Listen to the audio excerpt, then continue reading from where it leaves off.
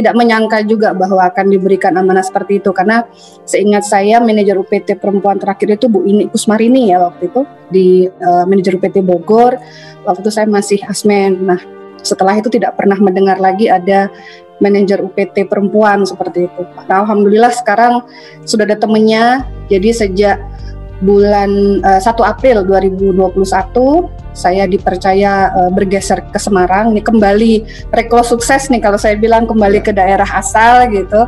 Dan alhamdulillah juga sudah ada temannya lagi, Bu Hen.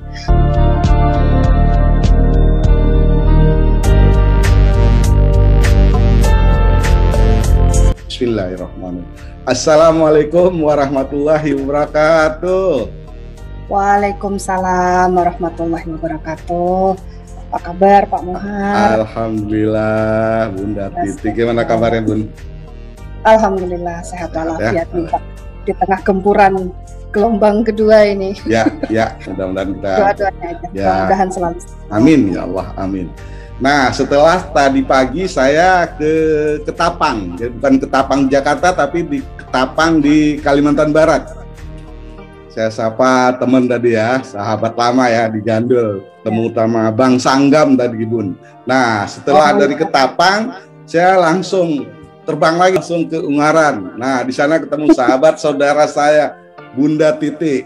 Bunda Titi ini adalah sebagai manajer UPT Semarang. Kita lanjut. Berikut ini saya tampilkan CV atau biodata dari Bunda Titi. Nih.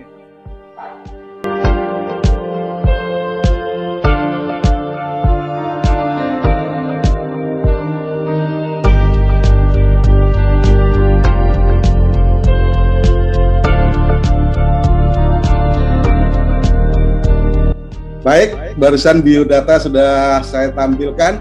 Mungkin sekilas Bunda dari biodata ini, Bunda Titi bisa menceritakan, monggo ya. Bunda. Ya, terima kasih Pak Muhar. Assalamualaikum warahmatullahi wabarakatuh.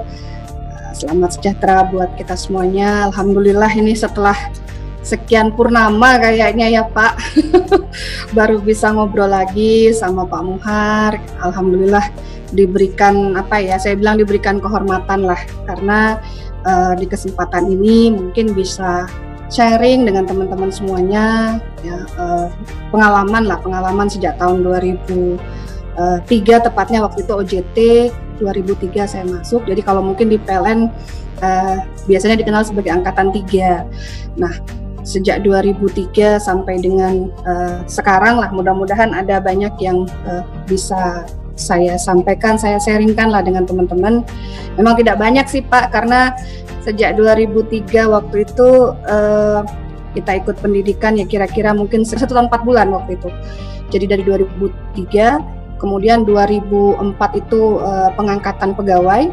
Kebetulan saya waktu itu bareng-bareng sama Bu Emi, Bu Kusnul, kemudian Pak Riko, Pak Guntur, yaitu sama Pak Kolik. Waktu itu kami ke bagian OJT-nya ini di Jawa Tengah. Waktu itu masih region Jawa Tengah dan DIY.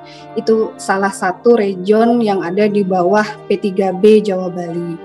Jadi sejak OJT, kemudian pengangkatan tahun 2004 April kalau saya tidak salah, sampai dengan 2009 waktu itu saya banyak di Ungaran, hanya di Ungaran saja memang, tapi lebih ke operasi sistem.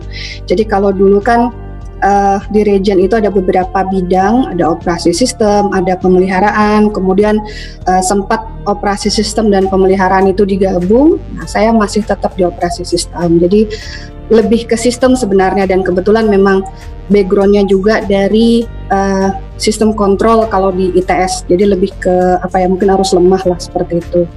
Kemudian 2010 awal waktu itu saya diberikan amanah, kalau tidak salah DM-nya Pak Zainal Fatah waktu itu Pak. Ya. Agak kaget juga itu ya, karena kebetulan saya long distance dengan suami itu hampir 6 tahun. Jadi suami saya di Jakarta 5,5 tahun, saya di Ungaran, sampai punya 2 anak. Ini kayaknya jadinya gara-gara sutet itu ya. Jadi kan sutet kan menghubungkan Jakarta sampai ke Surabaya gitu ya. Alhamdulillah dikaruniai 2 putra. Kemudian saya ditugaskan di Salatiga waktu itu. Salatiga itu masih jadi UPT kecil. Jadi dulunya UJT Pak, UJT, kemudian UJT sempat mungkin dieliminasi lah ya, berubah menjadi UPT Salatiga. Nah, saya ditugaskan di sana. Seingat saya waktu itu pertama asmen yang muda, terus bareng sama Pak Andi Dharma, kemudian tidak lama alhamdulillah mungkin dinyatakan lulus lah ya dari tes-tes yang ada, kemudian bisa disusul oleh rekan-rekan yang lain, ada Bu Emi, Pak Ahmad Susilo dan seterusnya. Kemudian 2012 kalau saya tidak salah region dibubarkan, kemudian UPT berubah menjadi APP. Waktu itu APP Salatiga gabungan dari UPT Salatiga, UPT Surakarta, dan UPT Jogja. Nah, itu bergabung menjadi APP Salatiga. Di situ saya juga diamanahkan lagi menjadi Asmen Engineering. Sebenarnya dulu Asmen Renef, kemudian jadi Asmen Engineering. Di situ lumayan lama Pak, dari 2012 sampai akhir tahun 2015. Nah, kemudian di bulan Januari 2016 dipinang kalau saya bilang waktu itu oleh Pak Edwin Nugraha Putra. Beliau menanyakan sih apakah bersedia untuk bisa pindah ke Bandung karena kan jauh dari keluarga. Saya bilang ya nggak apa-apa Pak, insya Allah kalau memang lebih berguna di sana ya saya bersedia, seperti itu. Alhamdulillah waktu itu diamanah jadi DM Manajemen Aset, Deputi Manajer Manajemen Aset. Kebetulan tiga-tiganya dari 3 unit transmisi yang pemecahannya P3B Jawa Bali itu, 3-nya perempuan semua Pak. Jadi di JBB itu ada almarhum Ninil, kemudian di Jawa bagian tengah saya sendiri, dan di Jawa bagian timur itu Mbak Endah Yuliastuti. Nah, kebetulan kami sama-sama sebenarnya satu alumni juga, satu bidang juga di Teknik Elektro ITS. Kebetulan satu teknik kontrol juga waktu itu. Kemudian 2017 saya diberi tanggung jawab. Ini agak sedikit menyimpang waktu itu. Saya jadi manajer DM, masih DM administrasi kontrak. Sebelum namanya berubah menjadi manajer administrasi kontrak. Ini sesuatu yang baru buat saya karena memang tidak punya background hukum. Kemudian kalau konstruksi insya Allah masih dapat waktu di Asmen waktu itu ya, di Asmen Engine. Tapi yang administrasi kontraknya ini memang lebih banyak berkecimpung masalah hukum. Jadi dari situ juga akhirnya saya belajar sesuatu yang baru, banyak berdiskusi dengan teman-teman yang sudah punya lebih dulu kemampuan di sana seperti Pak Suratno gitu ya Pak. Kemudian teman-teman dari JBB waktu itu banyak diskusi. Alhamdulillah sampai 2019 Oktober waktu itu. Kemudian per 1 November itu saya ditugaskan menjadi manajer UPT Salatiga. Jadi waktu itu saya ingat banget itu hari Jumat, ceritanya mau rapat di PLN Pusat Pak. Jadi ceritanya mau rapat dengan Div KK, ketemu sama Bu Sri Lasti.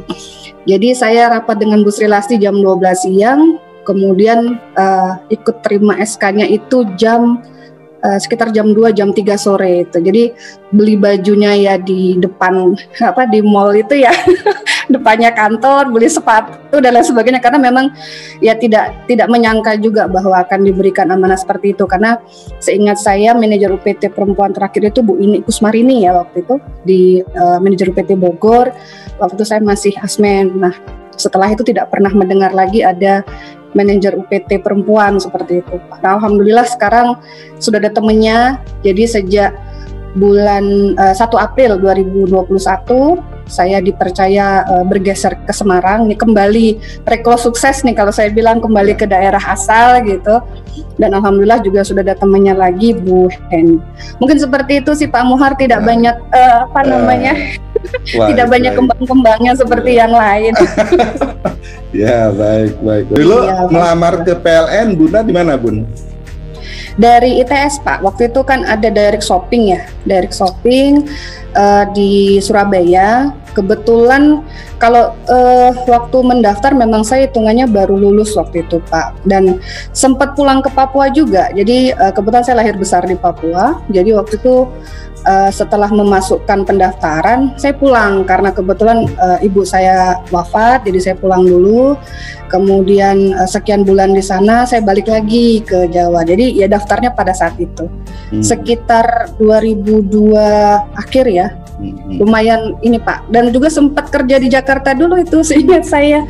Jadi waktu tes kesehatan saya bareng almarhum Ninil itu, kami naik kereta dari Jakarta ke Surabaya, kemudian sampai di kos-kosan pagi, istirahat sebentar, langsung tes kesehatan, selesai malamnya kami balik lagi ke Jakarta karena memang harus harus tetap bekerja karena hanya izin sehari waktu itu, hanya untuk ikut tes kesehatan. Seperti itu sih. Baik. Berarti PLN-nya yang menjemput bola ya? Iya, PLN-nya jemput bola ke kampus-kampus waktu itu. Memang ada direct shopping di Jawa Timur, setahu saya di ITS, kemudian di Brawijaya, seperti itu Pak. Ya. Kalau untuk yang kampus yang lain ada di UI, di ITB, kemudian UGM dan Undip kalau tidak salah untuk Jawa Tengah. Ya, putra-putra terbaik. PLN tidak mau kehilangan putra-putra terbaik. Ya, amin ya Allah, dibilang putra terbaik itu sebuah nikmat itu Pak, sekaligus ujian. Ya, nyatanya PLN benar kan langsung jemput bola kan, nggak pengumuman aja. Ya, betul. Baik. Jadi kok ngelamar lagi kan udah kerja Bunda waktu itu? Iya, jadi sebenarnya waktu lulus itu kan kebetulan bulan Maret ya Pak ya, bulan Maret 2002. Memang terus terang saya sendiri tidak pernah terbayang untuk bekerja di PLN, karena waktu itu kan lebih banyaknya di sistem kontrol, kemudian mungkin waktu itu di PLN hitungannya masih baru lah sistem SCADA seperti itu. Jadi memang selama ini yang saya tahu adalah bidang kerjanya nanti mungkin seperti pabrik seperti itu ya. Kemudian juga waktu itu agak tertariknya tuh dengan Murtanio sebenarnya. Jadi agak sedikit yang berbau-bau futuristik lah mungkin seperti itu. Tapi ya mungkin sudah jalannya harus ke PLN ya, alhamdulillah. Di sini bisa dapat teman banyak, dapat saudara banyak, dapat ilmu yang banyak juga, alhamdulillah seperti itu. RJT-nya waktu itu di RJTB ya Bun? Iya betul Pak. Jadi saya OJT-nya itu di Ungaran. Ya? Di Ungaran, kebetulan waktu itu di operasi sistem. Nah, kalau yang saya lihat adalah memang pada saat OJT itu betul-betul kami dalam tanda kutip itu dididik agak keras gitu ya Pak ya. Jadi harus betul-betul menguasai, harus betul-betul punya inisiatif lah yang tinggi untuk bisa belajar. Biasanya kan orang kalau fight-nya lebih sering itu akan engagement-nya lebih besar. Nah, kalau yang sekarang mungkin sudah berbeda juga, mereka generasi yang memang berbeda kultur dengan kita, sehingga ya itu tadi jadi lebih praktis, dilihat praktisnya, cuman mungkin engagement-nya yang kurang. Nah, ini yang menjadi tantangan terbesar sebenarnya dari sisi kita sekarang yang posisinya di manajemen, untuk memberikan supaya teman-teman yang muda-muda itu lebih fight, lebih merasa oh ya saya ini masuk PLN itu berat loh, saya masuk PLN ini berarti saya adalah orang-orang terbaik dari sekian ribu, sekian. Nah itu sehingga mereka punya rasa tanggung jawab yang lebih besar. Ini memang yang terus terang saya bilang PR buat kami semua seperti itu Pak. Anda kan sering pindah-pindah posisi ya, dari satu SK dapat SK lain. Itu gimana perasaan Bun kalau pas dibuka SK itu pindah ke yang mungkin baru gitu ya, di tempat baru gitu ya? Ya, kalau mungkin karena ini sih Pak ya, mungkin lebih ke perempuanannya yang muncul. Jadi kalau saya terus terang awal-awal ketika tahu harus pindah ke sebuah lokasi yang berbeda, memang pasti ada rasa sedih lah, ada, karena kebetulan saya memang tipe orangnya itu kalau udah deket udah kayak keluarga sendiri lah seperti apa. Jadi kalau sudah harus pisah itu rasanya luar biasa sedih gitu ya. Tapi alhamdulillah yang saya rasakan malah dimanapun saya berpindah, justru orang-orang lama yang pernah saya tinggalkan itu support di pekerjaan yang baru. Contohnya waktu saya misalnya pindah ke Renef di UPT, di mana di situ kan memang full teknis ya Pak ya. Tetapi saya bisa mungkin dari sisi soft competence di bidang tekniknya itu saya mendapatkan full support dari orang-orang yang dulu pernah bareng di OPSIS, di OPHAR seperti itu. Kemudian ketika saya di kantor induk, nah itu teman-teman yang di UPT kan kita sudah tahu, oh di UPT itu permasalahannya apa, kemudian kekurangan kelebihannya yang ada di UPT seperti apa, sehingga komunikasinya tuh lebih ke temen. Jadi bukan sekedar oh kami di kantor induk teman-teman harus nurut, enggak, tetapi lebih ke oke, teman-teman UPT masalahnya apa, kalau misalnya memang ada permasalahan yang bisa kita bantu dengan solusi, nah itu kita kasih solusi. Jadi seperti itu. Ya alhamdulillah sejauh ini sedih ya paling awal-awal, tapi setelah itu ya masih dipeleng juga, dan alhamdulillah masih dijawab juga sih Pak. Jadi satu hal yang saya syukuri lah di situ, sehingga tidak terlalu jauh mungkin dari keluarga, dan ya paling hanya adaptasi sebentar seperti itu. Ya, gitu Pak. Waktu dapat di Jawa gimana nih? Padahal kan harusnya mau doanya apa, Papua atau apa doanya waktu itu? Ya, kalau saya kebetulan memang dulu itu kepingin banget Pak dapatnya itu di Papua gitu ya. Jadi udah berharap lah. Malah waktu itu sempat pinginnya tuh di Jakarta, karena pikiran saya kalau di Jakarta mungkin kalau di pusat gitu ya, minta pindahnya kan gampang nih kalau ke Papua seperti itu. Tapi karena begitu diangkat tidak lama kemudian saya dilamar, menikah, nah itu sudah mulai berubah orientasinya. Seperti itu Pak. Jadi setelah itu ya sudahlah. Artinya mau saya dimanapun, yang penting kalau saya sih masih dekat dengan keluarga seperti itu. Alhamdulillah waktu itu kan kebetulan saya di Ungaran bareng sama anak-anak, suami di Jakarta. Kemudian sempat di Bandung ya sendirian, tapi suami sama anak-anak di Ungaran. Nah, alhamdulillah ketemu lagi di sini gitu sih Pak. Doa seorang ibu di jabatnya mungkin lebih. Ya tapi kalau sudah tugas, ya sudahlah itu. Ya awal-awal kan udah siap di. Iya betul Pak, itu jadi kalau misalnya mau bagi SK itu ya dikencengin aja doanya gitu kan. Kalau misalnya sesuai dengan doa ya alhamdulillah rezeki. Tapi kalau enggak ya sudah, ini memang tugas, tanggung jawab, ya dijalanin saja seperti itu. Baik Bunda Titi ini kan tadi bicara full teknis. Bunda Titi ini kan Sri Kandi ya. Sri Kandi nomor 2 untuk UPT di Jawa ya. Gimana waktu itu Bunda? Pas nerima SK tunjuk sebagai manajer UPT Salatiga. Ini jadi memang mungkin tantangan terberat sebenarnya kalau saya bilang bukan di masalah gender Pak, tetapi lebih ke bagaimana kita menyikapi kondisi yang ada di lapangan gitu ya. Jadi mungkin kalau kita lihat kalau perempuan itu kan memang boleh saya bilang lebih banyak menggunakan perasaan gitu ya, emosi dibandingkan mungkin dengan menggunakan logikanya seperti itu. Nah, saya melihat justru ini sebenarnya bisa jadi kelebihan ketika memang itu dimanfaatkan dengan baik. Jadi saya menganggap teman-teman yang ada di UPT itu kalau bapak-bapak kan biasanya lebih ke teman gitu ya, tetapi di sini saya coba menempatkan dirinya itu sebagai ibu, sebagai kakak gitu ya. Kalau ibu kan ibaratnya kalau mau ngomelin anaknya tuh enak aja ya Pak, ya oh kamu tuh salah gini gitu, atau misalnya pokoknya kamu harus begini, itu biasanya seorang ibu menuntut hal-hal seperti itu kepada anak, tetapi di sisi lain sebenarnya sudah punya backupan, oh kalau anak saya nanti seperti ini saya harus begini, anak saya begini saya harus begini. Nah itu yang coba saya terapkan waktu saya di Salatiga. Jadi lebih menganggap teman-teman itu seperti anak, seperti adik, dan apa yang saya mencoba untuk melakukan pendekatan personal, dan kalian maunya apa gitu, teman-teman tuh butuhnya apa. Apapun yang dibutuhkan nanti kita melalui satu dialog, satu diskusi, kemudian itu akan kita penuhi sepanjang memang sesuai dan selaras dengan kinerja dari unit seperti itu Pak. Nah ini mungkin yang menurut saya menjadi sedikit kelebihan gitu ya untuk bisa melakukan pendekatan dengan teman-teman, dan selalu di situ saya tekankan bahwa kita itu tim gitu ya, kita itu tim. Dan kalau dulu di Salatiga tuh teman-teman bilangnya pokoknya ibu tuh mau marah kayak apapun pasti nanti ujung-ujungnya diajak makan katanya gitu. Jadi marahnya itu atau menegurnya itu hanya terkait dengan masalah pekerjaan, tetapi tidak berusaha memasukkan mungkin unsur emosional di situ. Tetapi jadinya lebih dekat gitu Pak. Dan alhamdulillah di Semarang di Semarang dengan kultur yang sedikit berbeda gitu, dan saya juga mencoba untuk kan ini reklos lagi ya, jadi sudah lebih banyak tahu sebenarnya tentang Semarang ya, mencoba menggunakan pola yang sama. Alhamdulillah di sini juga sama, ternyata teman-teman juga mendukungnya seperti itu. Di Salatiga berapa lama Bun? Di Salatiga itu dari November sampai Maret Pak, jadi 1 tahun 5 bulan lah. Ada berapa ULTG di sana Bun?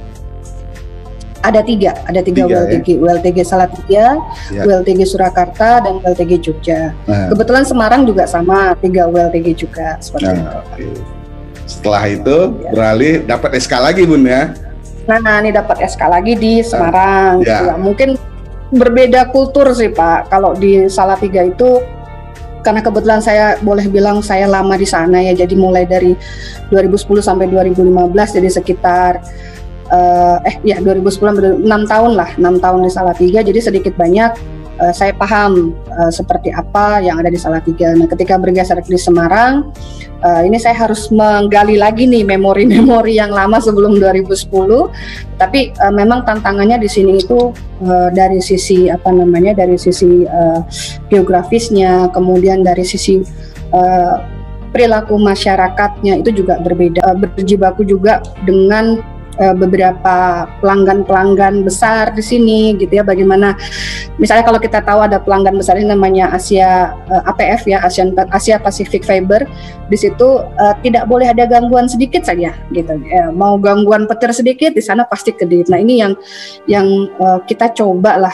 Menurut saya ini tantangan baru dan harus bisa lah untuk dicari solusinya supaya dapat win-win solution gitu kan, antara kita dengan pelanggan seperti apa. Dan memang teman-teman Semarang sendiri pun alhamdulillah sangat terbuka menerima saya dengan mungkin pola yang berbeda dari manajer-manajer sebelumnya yang lebih banyak bapak-bapaknya seperti itu ya, dan mereka langsung memberikan beberapa program-program kerja yang menurut saya memang bisa kita eksekusi, dan insya Allah ini mudah-mudahan akhir tahun bisa selesai seperti itu Pak. Ya mudah-mudahan insya Allah. Baik. Pas sampai di Semarang, saya ngelihat di sosial media Bunda itu langsung safari dari GI ke GI. Apa maksudnya itu Bun? Betul. Ya. Jadi kembali yang saya bilang tadi Pak, bahwa saya mungkin lebih banyak pendekatannya itu adalah pendekatan personal. Jadi kalau saya kadang misalnya berdiskusi dengan teman-teman gitu ya, kalau saya tidak mengenal siapa orangnya, tidak mengenal karakternya, kadang informasi yang disampaikan itu hanya separuh-separuh gitu kan. Ada orang yang tipikalnya mungkin dia lebih terbuka, ada yang memang dia orangnya terorganisir dengan rapi. Nah, kalau kita datangi satu persatu di Gardu Induk, pertama mereka pasti akan merasa lebih dekat dengan manajemen, tidak ada batas, dan mereka akan mengetahui, kalau saya sih panggilnya ibu gitu ya Pak. Jadi mereka akan mengetahui, oh ibu saya ini ternyata orangnya begini-begini, oh ibu saya maunya begini-begini gitu. Dan saat itu juga yang saya tanyakan di sana adalah teman-teman nemuin kendala apa, kemudian teman-teman maunya yang nyaman seperti apa. Kita bekerja mau dimanapun lokasinya, kalau kita nyaman, insya Allah kita akan punya engagement yang besar dan bekerja apapun jadi enak gitu Pak, jadi ikhlas kan seperti itu ya. Nah itu yang saya coba dengan datengin teman satu-satu gitu ya ke GI. Memang saya sering diingetin, Bun ini lagi ganas-ganasnya kok malah jalan-jalan gitu kan. Saya bilang saya jalan, tetapi insya Allah saya juga tetap prokesnya tetap jalan, ya betul Pak. Jadi saya juga nggak mau lah menzolimi teman-teman seperti itu kan. Kalau memang saya lagi nggak enak badan ya nggak usah pergi gitu ya. Alhamdulillah ini sudah 3 bulan, saya masih mungkin kurang sekitar 3-4 GI lagi lah yang saya belum datangi. Insya Allah mudah-mudahan di akhir Juli ini bisa semua supaya blueprintnya UPT Semarang mau sekian tahun ke depan ini saya dapat gitu. Jadi insya Allah kalau nanti misalnya sudah ada pengganti lain yang baru, mereka bisa meneruskan apa yang memang mau kita perbaiki dari UPT Semarang dan meningkatkan keandalan di UPT Semarang, gitu Pak. Itu sih jadi lebih biar akrab gitu Pak, biar nggak kaku-kaku gitu kan. Kalau misalnya kita nulis, apalagi sekarang komunikasi lewat WA kan Pak, kita nulis satu kata, kalau belum tahu orangnya itu maknanya bisa berbeda gitu. Jadi kalau kita sudah ketemu kan, oh si ibu nulis kayak gini, mungkin sambil ketawa-ketawa, oh sambil nanya apa namanya, mungkin sambil serius atau seperti apa gitu sih Pak. Ya mudah-mudahan yang saya sampaikan ini teman-teman juga ngerasainnya begitu Pak. Jangan sampai saya sendiri yang ngerasa, teman-teman enggak gitu ya. Ada berapa gardu induk di sana Bunda? Ada 26 Pak. Ada 26 gardu induk. Paling banyak ini memang di ULTG Semarang. Di ULTG Semarang itu kebetulan kota Semarang sendiri itu sangat masif di situ ya. Ada Simpang 5, Kalisari, Srondol, kemudian Kuda Payung, Pandan Lamper. Jadi kecil kotanya, tetapi GI-nya banyak banget gitu Pak. Setiap ini ada gitu ya. Dan memang alhamdulillah ini kami juga disupport sama teman-teman dari Haliora Power sih Pak, untuk sebagian dari tenaga jarginya itu kita ambil dari teman-teman Oki. Terus pas ke ULTG Semarang diajak main gitar nggak itu? Oh, kalau di ULTG Semarang kebetulan kan ada musiknya di sana ya. Alhamdulillah udah nyanyi-nyanyi sih Pak, udah karaoke juga di sana gitu ya.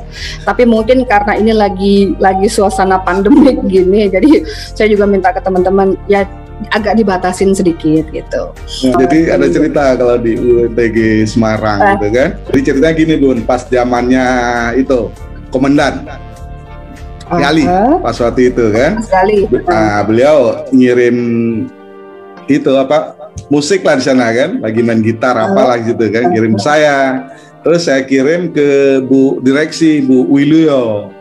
Kebetulan beliau juga senang nyanyi kebetulan ya. Nah, akhirnya beliau, Pak Muhar kalau sempat ke sana ngeliput langsung katanya. Saya pengen dengar suaranya lagi nih katanya, nggak mau yang video-video lama, nggak mau kata Bu Wilio kan.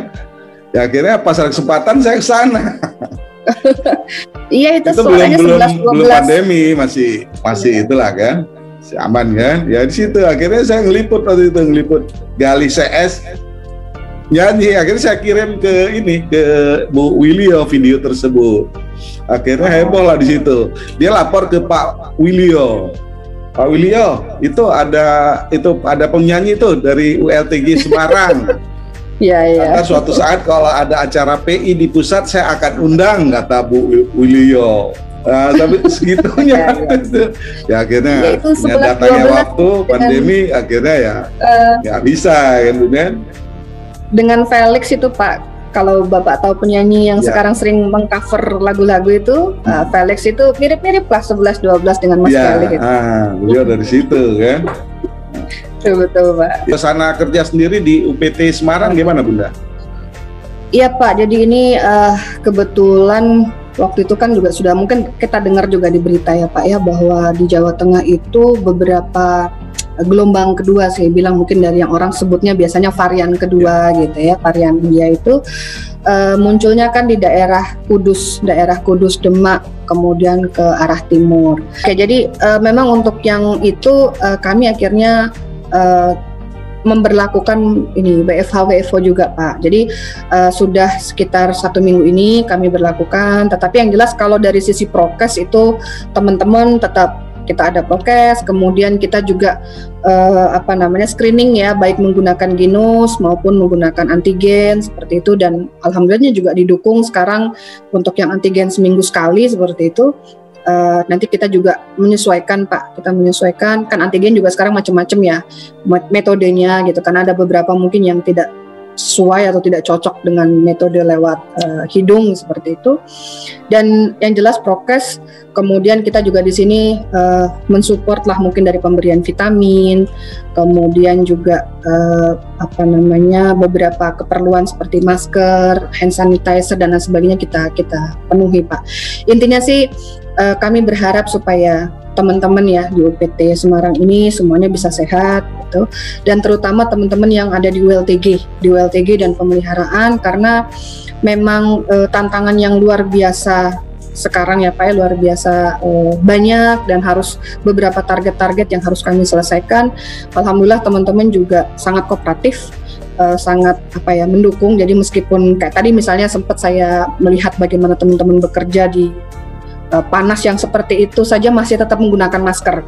Ini kan luar biasa ya Pak, kita aja kadang-kadang kalau di tempat panas udah ngep lah ibarat. Ini teman-teman kesadarannya luar biasa. Jadi sama-sama kita pahami memang lagi kondisi seperti ini, dan ya alhamdulillah UPT Semarang didukung juga dengan kantor induk terutama terkait dengan lebih ke penguatan kondisi fisik pegawai sih Pak. Seperti itu. Kalau prokes tetap kita jalankan sesuai dengan standar. Oh, tadi pekerjaan pemeliharaan rutin Bun ya? Ya, yang rutin kami termasuk yang prioritas sih Pak. Jadi meskipun dia bukan rutin, tapi dia termasuk di dalam prioritas ya. Misalnya ada beberapa tower-tower yang harus kami rekonfigurasi, kemudian juga ada beberapa terkait persiapan energes dari gardu induk, contohnya yang di Semen Gerobokan ya, ini teman-teman tetap jalan gitu, tetap datang ke sana melakukan supervisi, melakukan perbaikan langsung seperti itu. Tetapi memang kalau yang masih bisa kita prioritaskan kedua, ketiga dan seterusnya, untuk sementara kami hold dulu sampai dengan kondisi teman-teman nanti bisa kembali normal di pola pekerjaan biasa seperti itu Pak. Waktu di PT Salatiga nggak ada tim PDKB di sana Bun ya? Iya, kebetulan di sekarang kan di PT Semarang ada teman-teman PDKB Bun ya? Ada teman-teman. Gimana teman-teman PDKB di sana Bun? Wah, ini kalau yang PDKB, kalau saya bilang sih alhamdulillah ya sebenarnya sama saja sih Pak dengan teman-teman WLTG yang lain gitu ya. Cuman mungkin mereka memang saya bilang karena pekerjaannya itu luar biasa menantang gitu ya. Jadi saya juga harus bisa memberikan semangat ke mereka, betul-betul harus bisa menjaga gitu ya, menjaga mood dan memberikan motivasi lah bahwa mereka itu boleh dibilang, saya nggak mau bilang pasukan berani mati sih Pak, tapi mereka itu adalah pasukan berani hidupnya PLN kan gitu ya, berani hidupnya PLN, bahwa mereka bekerja dalam keadaan tegangan itu masih hidup, tegangan itu masih online, masih bahkan tegangan ekstra tinggi yang 500 kV ataupun 150 kV. Jadi saya selalu menyampaikan ke teman-teman, utamakan safety. Itu sudah, mereka kan slogannya pun juga safety sampai safety yes gitu kan. Nah ini saya sampaikan bahwa tetap utamakan safety apapun itu bentuk pekerjaan atau yang menjadi pekerjaan teman-teman di lapangan, selalu utamakan safety. Dan alhamdulillah di sini pun ada beberapa mungkin tantangan-tantangan yang saya minta ke teman-teman PDKB dan direspon dengan sangat luar biasa Pak. Jadi teman-teman, siap Bu, kami siap melaksanakan ini dengan PDKB. Bisa nggak dalam waktu sekian? Bisa Bu, kami siap jalan. Jadi saya lihat mereka juga senang sebenarnya dengan diberikan tanggung jawab yang luar biasa seperti ini, dengan target-target yang ya itu tadi Pak, benar-benar menantang lah. Kalau kemarin mungkin di Salatiga saya lebih banyak berharap bantuan dengan teman-teman PDKB, maka ketika di Semarang ini ada beberapa pekerjaan kita yang ini nggak bisa nih kalau dilaksanakan secara offline, nah langsung limpahkan ke PDKB, ayo PDKB cek bisa nggak, kalau JSA-nya bilang bisa, laksanakan, kalau misalnya memang tidak bisa ya langsung kita tindak lanjuti secara offline. Seperti itu Pak. Jadi kolaborasinya alhamdulillah di sini sudah berjalan lah saya bilang, dan sekarang mudah-mudahan bisa pada saat di era saya mudah-mudahan tetap berjalan seperti sebelumnya yang baik. Sekarang siapa Bun? Komandan PDKB di sana siapa Bun? Mas Mansur Pak, Mansur Afif. Nah itu, kalau saya panggilnya sih Suhu Acuy gitu ya. Insya Allah kalau teman-teman PDKB Insya Allah saya cuman nggak tahu namanya, tapi kalau melihat orangnya pasti saya kenal lah ya. Zaman-zaman legend dulu. Ya kan masih satu angkatan itulah ya, Mas Mansur, Mas Gali, Mas Andri seperti itu. Baik Bunda. Okay. Di UPT Semarang gimana sinergi dengan UP3 sendiri gimana Bun?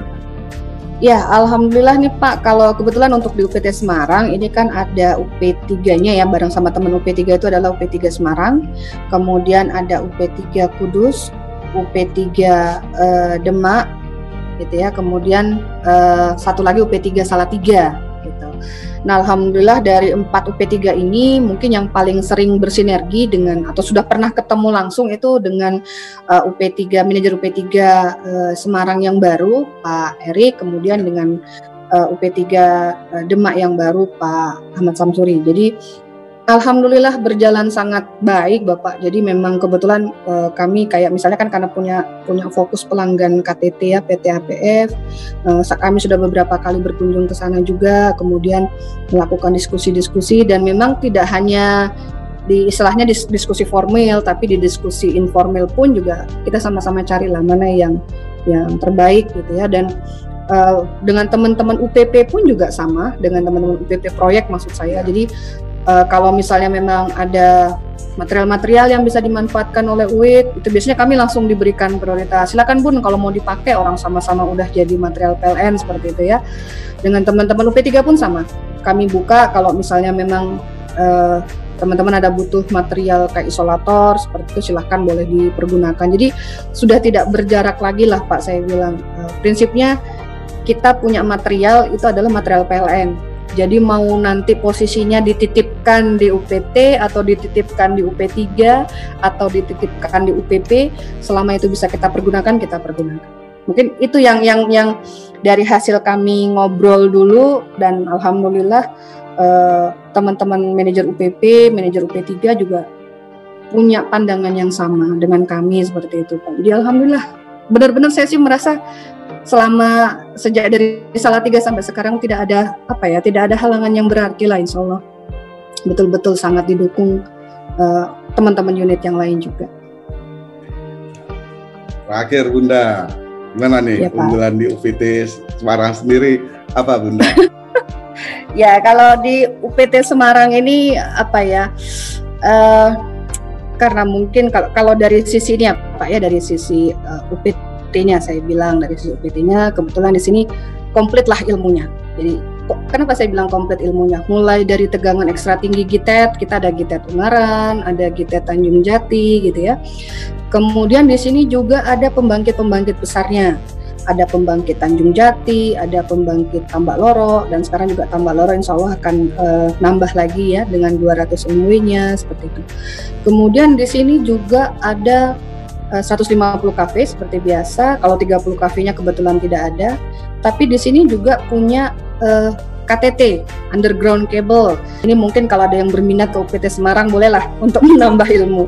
Di sini kebetulan juga kalau saya lihat memang dari sisi budaya orang pantai utara, saya bilang kok orang pantai utara itu kan orangnya ceplas-ceplos gitu ya, apa adanya gitu. Nah, jadi ini juga sedikit banyak berpengaruh kepada cara kami juga bersinergi dengan masyarakat sekitar supaya maulah mendukung dan mengapresiasi bentuk pelayanan dari PLN seperti itu Pak.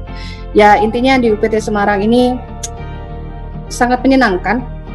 Seandainya ada yang tertarik buat ke UPT Semarang, dengan senang hati kita akan menerima. Oh jangan lupa di sini juga kalau kuliner Pak. Nah cuman mungkin kalau pas PPKM gini agak sulit ketemu ya. Tapi di sini kalau di dekat Ungaran depan persis ada pabrik kue Nisin. Nah, persis kalau bulan puasa apalagi, baunya itu masya Allah bikin ngiler gitu ya Pak, wangi banget. Kobu Puji di Ungaran, kemudian Bandeng Juwana, nah itu di sini juga gitu ya. Kemudian kalau yang terkenal sama teman-teman tuh biasanya ini kambing dari yang sesuai dengan pasaran tuh loh Pak, Yuk Tun. Ya nanti kalau misalnya Bapak bisa punya kesempatan lagi ke sini, insya Allah saya ajak deh kita kulineran ala Semarang ya. Jangan terlalu banyak kuliner yang nggak tahan saya. Kalau hasil lab itu adanya di lab Pak, di sini nggak ada. Pinginnya langsung terbang aja kalau melihat itu. Sama apa tuh? Oh ini tengkleng. Kalau tengkleng itu yang enak di Solo Pak. Solo yang kalau di sini gulai itu ini. Bunda, ini benar-benar terakhir nih Bun. Satu lagi Bun. Kemarin Pak GM Pak Sumaryadi kan webinar ya. Ikatan Ahli Teknik Ketenaga Listrikan Indonesia. Beliau kemarin sebagai pembicara, Bu. Dan rencana berapa hari kemudian akan tampil di UI ini. Gimana di mata Bunda sosok Pak JM Sumaryadi, Bunda?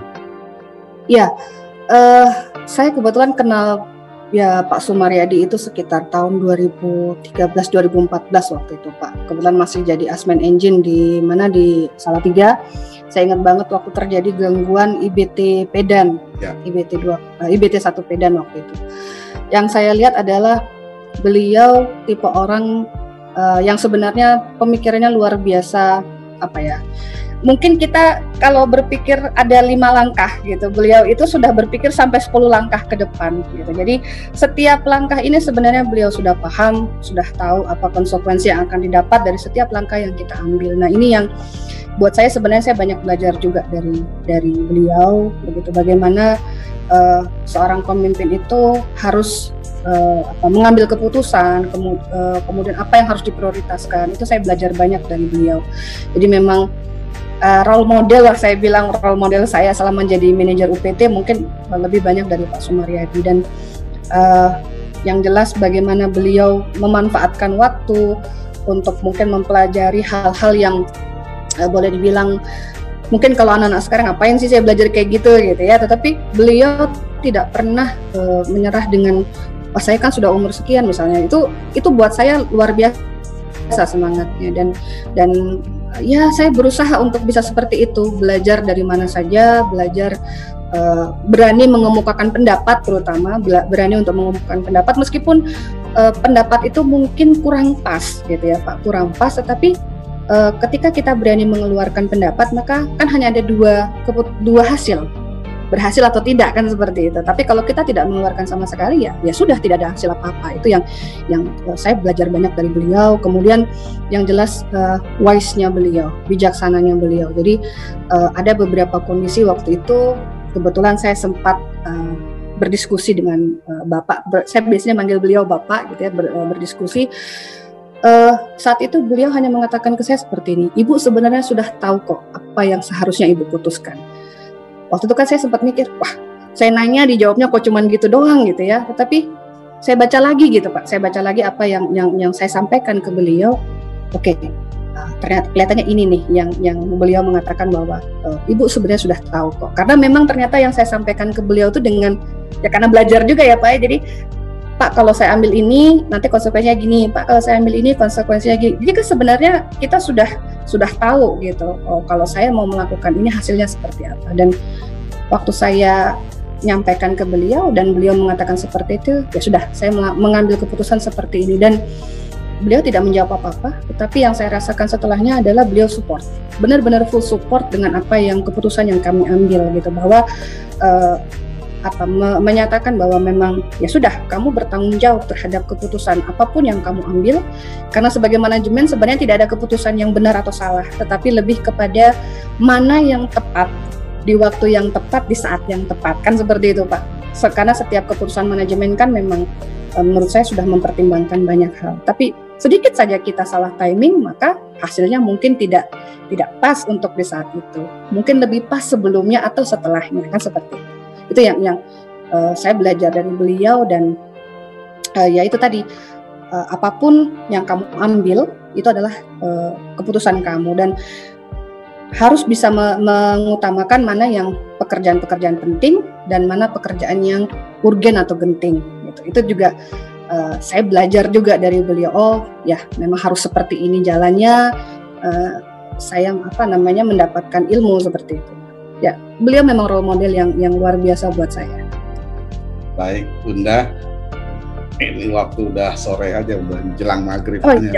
Bunda, izin video ini saya share di sosial media, Bunda ya. Boleh, Bapak, silakan. Mudah-mudahan bermanfaat buat yang lain, dan mohon maaf apabila ada hal-hal yang menyinggung, yang tidak sengaja saya sampaikan. Saya mohon maaf yang sebesar-besarnya. Dan doa saya buat semua teman-teman PLN dimanapun berada, buat Pak Muhar juga, mudah-mudahan selalu sehat walafiat, selalu dilindungi dan selalu diberikan ketabahan di dalam menghadapi pandemi ini. Kita lalui bersama-sama sampai dengan waktunya insya Allah kembali seperti semula, perekonomian baik, PLN juga menjadi lebih maju dari sebelumnya. Amin, amin ya Pak. Ya. Baik, demikian silaturahmi virtual saya dengan manajer UPT Semarang, Bunda Titi Murdiati. Wassalamualaikum warahmatullahi wabarakatuh. Waalaikumsalam warahmatullahi wabarakatuh. Terima kasih banyak ya Pak Muhar.